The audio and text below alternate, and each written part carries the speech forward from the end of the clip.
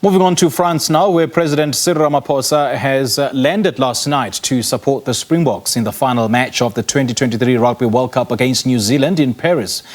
Now, the Boks, who are the defending world champions, advanced to their second consecutive World Cup final after they narrowly beat England 16-15 in the semi-finals in the French capital.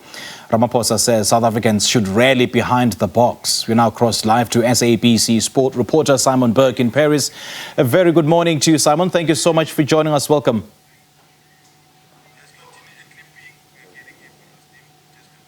All right, we seem to have a problem connecting to Simon Burke. He is in Paris and, ahead of that all-epic clash later on tonight at 9 p.m. as the world's biggest rivals, the Springboks and the All Blacks, are, of course, clashing at the Stade de France. And I do understand that Simon is now connected to us. A very good morning to you, Simon. Thank you so much for joining us. Welcome.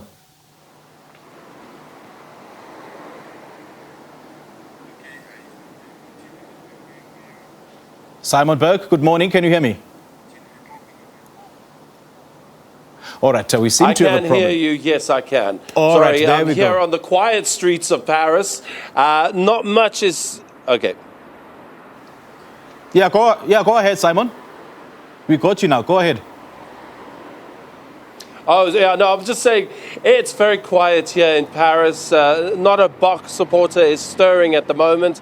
I think a lot of them went to last night's third-place match, mainly to watch England not get through. However, that didn't happen. That didn't transpire, so there wasn't that schadenfreude that I think the Springbok supporters were craving. However, on to a new day. I hope everyone got a good night's sleep. At the moment, it's still a late rise here in the French capital. The sun only rises at around 8:30 in the mornings. So people are rising with the light, and it's not light yet.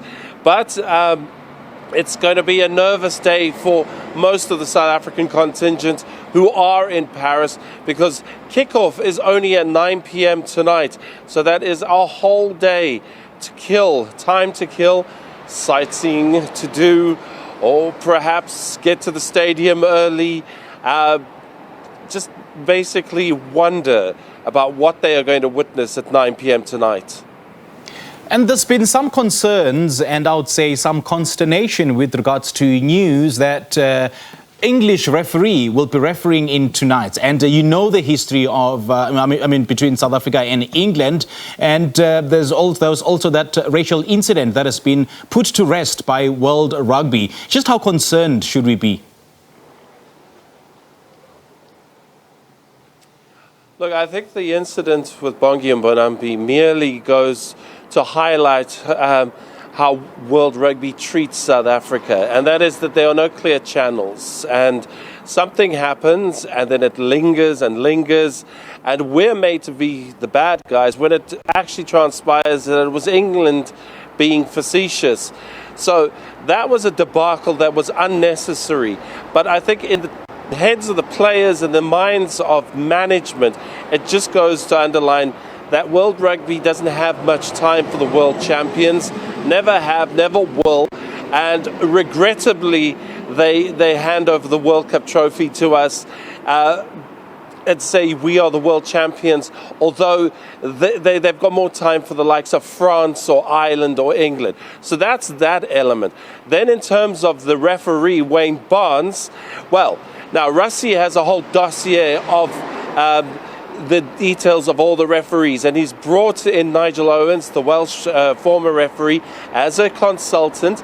And much like the players prepare for individual players in the other teams, so they also prepare for the referees.